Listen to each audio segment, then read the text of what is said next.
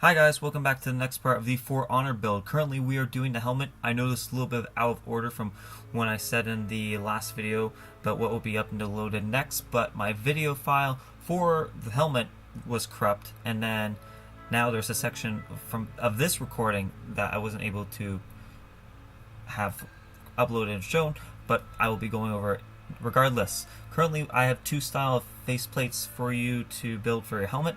One that I have fully finished is the straight, there's no curvature to the faceplate at all, that you can see that's fully built. And then what we'll be building today is a more angular faceplate that conforms to the shape of the helmet. I'd suggest watching to the very end of the video to see which faceplate style you prefer.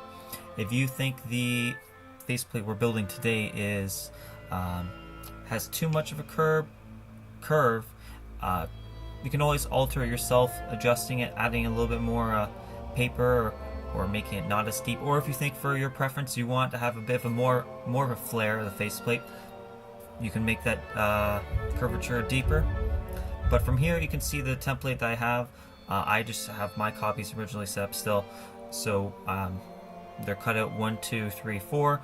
1 and 2 at the very top, and then 3 and 4 are the bottom half of the helmet, and we're just taping them together and then trace them out onto foam. I use scissors to cut them out. You can use, depending on the type of foam you're using, you may have to use a box cutter or an X-Acto knife, but it just depends on what you have and what's available to you.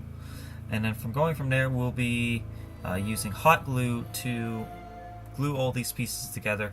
If you have contact cement, I would highly suggest that instead of using hot glue, because hot glue you have to hold it in place. It doesn't stay right away. It's more of a hassle for this type of build, because of for trying to get the shape of the helmet, we have to cut that dart in, and trying to get it stick together and having a clean seam is a little more difficult. And I'm just indicating here that we need 2 of each piece that are a template that you have.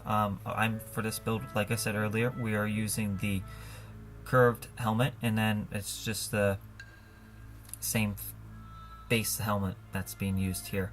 But for this section, you're gonna want to cut everything for the most part on a 90-degree angle, except for the faceplate front, which you'll want a 45-degree bevel. That way you have it more tapered. But currently I'm just showing you here that I used a heat gun. This has a few purposes. It helps conform the shape, which makes it a little bit easier since you are using hot glue, so the foam doesn't fight it as much.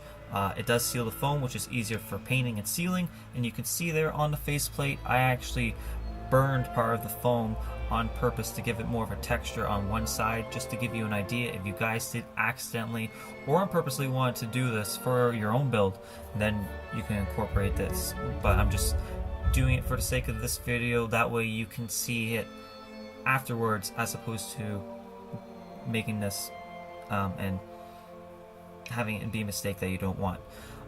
You can see that we cut out the eye holes as well as the little crosses on the cheek section, and then we just used a box cutter to we just used a box cutter by the eye sections to get those lines. We just broke the tip of the foam and then just went not fully through, and then we're just using, once the heat gun goes over it, it does open those lines more. And off camera I was gluing this with hot glue, but now you can see the shape of it. If you feel like, I think it's not too bad, but if you need to alter it yourself, go on right ahead. And now right here, after hot gluing from the front of the eye slot all the way back to the back, after gluing the darts first together, I am just figuring out the alignment of the faceplate as indicated for the cheek pieces of the faceplate. I have them on for excess in case you need to cut away more or not. And then I'm just measuring, laying out where I need to for the faceplate, and just tracing where I want it to be.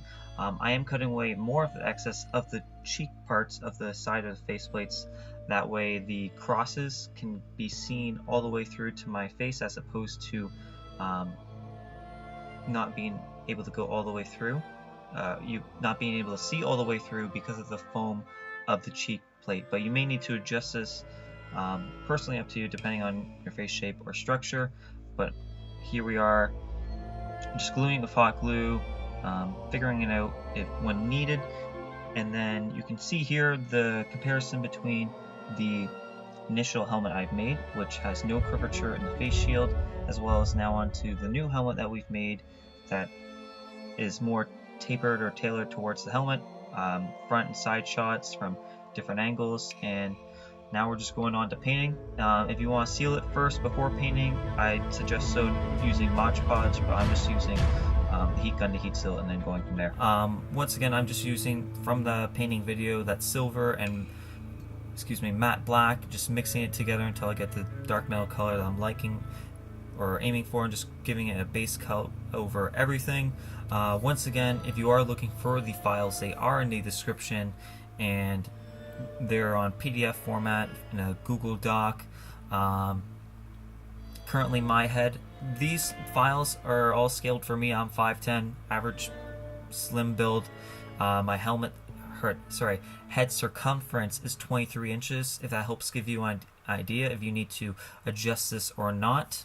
And then just for the rest of this is just a base coat of the metallic color. Then I'm going and giving a rust around the outside. That's just a bit of a orange, brown, and that matte black mixed together. And then depending on how you want your color scheme of the faceplate to be, it can be completely up to you. But you can go through, type in on YouTube For Honor customizations for the Warden, or depending on if you have something in your head, you can do it that way. I didn't want to do the horizontal single stripes on my helmet, so I decided to mix it up with doing one side completely blue and the other side being striped with a matte white. And I'm just giving you the base idea of this. Once again, do the rust across the helmet, like dry brushing, and do it where rust would normally accumulate, so along the edges of where the faceplate connects to the rest of the helmet. And then it just, at the very end, you'll see you can go further. This is just giving you a base for idea, so you can go and give it more washes, or use an initial silver to hit just the highlights and the edges of your phone to make it look like the metal's been more exposed for over time. But here you go, guys. Here's the rest of the helmet. I will hopefully by the next video have everything set for the cut and sew pieces, or if you want to come to my Facebook page on Regrettable Props, I've had more updates as along the way. But hopefully in the next video that will be up on this in regards to the series will be the finished product, and I can just show you guys everything there. Other than that, this has been Kyle, and I hope you guys have a good day. Bye.